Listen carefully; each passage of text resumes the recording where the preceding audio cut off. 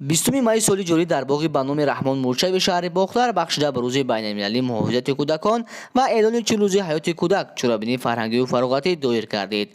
чун анъанаи идораи рӯзномаи хатлон бахшида ба ин рӯз ба кӯдакони дорои имкониёти ҷисмонияшон маҳдуд тӯҳфаҳо омода карда ба ҳамаи онҳо дар вазъияти тантанавӣ тақдим карда шуд.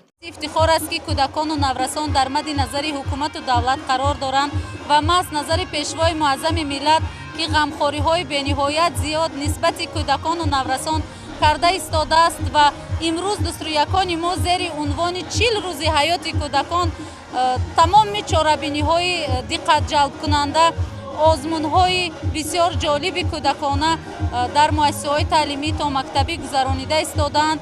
мақсад ва ҳадафи гузарондани чунин як озмуну чорабиниҳои бошукӯҳ баландбардоштани савияи дониши кӯдакон ва таълиму тарбияи онҳо дар рӯҳияи худшиносии миллӣ, хештаншиносӣ ва ватану ватандорӣ мебошад.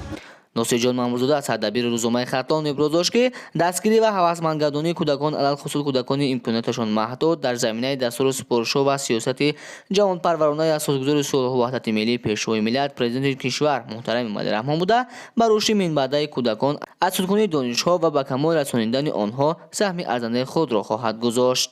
бояд зикр карди дар ин чорабинӣ муовини раиси шаҳри бохтар, мудири шуъбаи маорифи шаҳр ва дигарон ширкат доштанд. мавриди зикр аст ки мудири шуъбаи маорифи шаҳри бохтар Шамигул Шарифзода аз иқдоми рӯзномаи хатлон хурсанд буда ба аҳли эҷод сипосгузории худро изҳор дошт.